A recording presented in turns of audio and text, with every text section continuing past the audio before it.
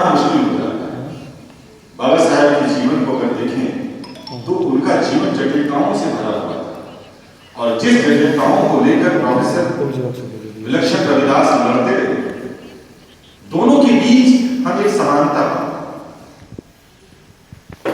बाबा साहब के जीवन में अगर मैं किसी एक बात को लेकर कोट करूं तो वह समस्या थी जाति की समस्या।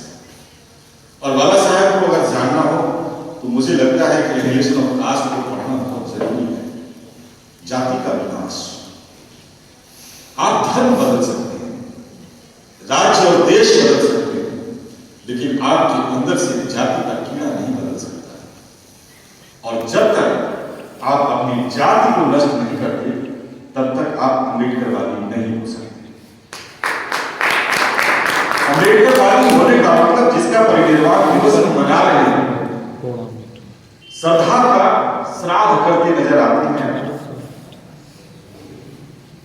कहने के लिए हम कहते हैं कि जाति का विनाश हो। मैं दो बातों को लेकर डॉक्टर चंदन और डॉक्टर श्याम की बात को लेते हुए मैं उस बात को रखना चाहता हूं, सेपरेट इलेक्टेड और दूसरा एनिहिलेशन ऑफ कास्ट। अगर सेपरेट इलेक्टेड होता और एनिहिलेशन ऑफ कास्ट नहीं होता तो क्या बाबा साहब अपनी बातों को मनवा पाते? आपको पता है कि भारत में 6200 जातियां हैं, इससे भी ज्यादा जातियों में उप जातियां हैं। और सेपरेट इलेक्टेड में जो बात कही गई थी कि दलित उम्मीदवार को दलित ही वोट करेगा, नंबर 1। और एनिहिलेशन ऑफ कास्ट में, जाति के विनाश में, यह बात है कि जाति का विनाश हो। और मान लीजिए कि जाति बनी रही और जाति के उम्मीदवार खड़े हुए। बिहार में अगर आप जातिगत जनगणना को देखें तो 100% में से 30% चमार, 30% भूसार, 13% मुस्लिम है, 6% पासी है, 5% गोरी है, टोटल मिलाइए 84% हो जाता है।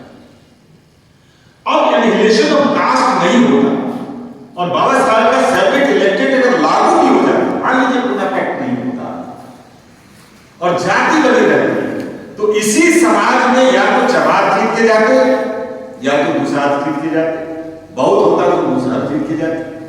और आप बिहार की अगर सेंसस को अगर आप देखेंगे तो दबकर नाम की जो जाति है उसकी टोटल आबादी 2400।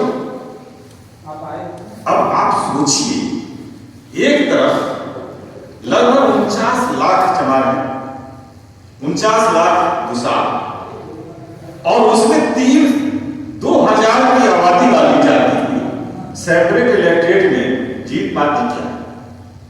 मैं इससे एक पर्चा पढ़ा था और उसको ध्यान में रखते हुए मुझे लगा कि बाबा साहब जिस समय सेपरेट इलेक्टेड की बात कर रहे थे उस समय में वो 36 में संतराम के कहने पर एनिहिलेशन ऑफ कास्ट पर उन्होंने काम किया कि सेपरेट इलेक्टेड अगर हो भी जाता है और एनिहिलेशन ऑफ कास्ट नहीं होता, जाति का विनाश नहीं होता, तो सेपरेट इलेक्टेड का कोई मायने नहीं रह जाता।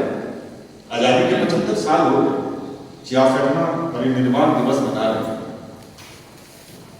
अगर आज बाबा साहब जिंदा हो तो वो क्या करेंगे? महारो तुम मेरी जात के हो, समारो तुम दूसरी जात के हो, दुशाल पांच पासी चौपाल तुम दूसरी जात के। और जात की बात अगर बनी रहे तो बाबा साहब को अफसोस होगा कि मैं सेपरेट इलेक्टेड की बात करके भारत में बहुत बड़ी भूल कर दी।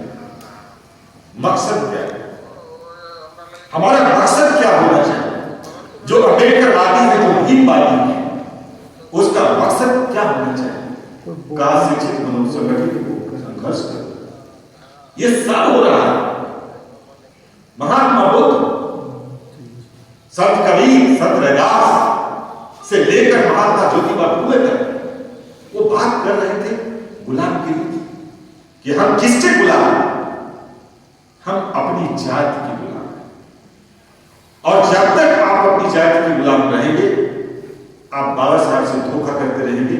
जैसा डॉक्टर चंदन ने कहा जैसा डॉक्टर श्याम ने कहा, आज सबसे ज्यादा जातिवादी कौन है? सबसे ज्यादा जातिवादी प्रोफेसर डॉक्टर श्याम ने कहा, सबसे बड़े बड़े लोग, क्योंकि जिन्होंने जिस जाति को जाना उसी के अंदर जाति के बीज मौजूद है, और उस बीज को कौन खत्म कर सकता है? पढ़ने से नहीं। कबीर कहते हैं, पोथी पढ़ी पढ़ी जग हुआ पंडित गया को, ढाई आकर प्रेम का पढ़े से पंडित हुए। प्रेम की भाषा जाति के रहते नहीं संभव। और बाबा साहब ने 3 गुरु माने, महात्मा तथागत बुद्ध को, संत कबीर को और फुले, और तीनों की विचारधारा को अगर आप देखिए, कल अगर जुलाहे कबीर को लेके चले, थोड़ी देर के लिए ना, मेरा बाप कबीर वो कपड़ा बुनते थे, रैदास चमार, सब चमार जो है रैदास का झंडा लेकर के चले, चौहन का झंडा जो है वो 2 साल लेके चलने लगे, और चाल भी रहे, ऐसा भी कि नहीं चल रहे। तो फिर परिनिर्वाण नहीं, बल्कि अंत में मैं यही कहूंगा कि जिस ध्वजा को लेकर हमारे प्रोफेसर विलक्षण रविदास सर चलते रहे, और उस ध्वजा में लिखा हुआ था जय भीम अंबेडकर, आज उनके वस्त्र में भी दिखता है नीला आसमान चक्र को धारण किए हुए। उम्मीद कि जो हम यहां बैठे हुए लोग, जो हम समाज को ठगने के लिए बैठे हैं, कम से कम इसका जो टैग लगा हुआ है, ठगनी क्यों नैना चमकावे, जो जाति का चादर ओढ़ करके हम समाज में बैठे हैं, उसको दूर करें। बहुत बहुत धन्यवाद। जय हिंद।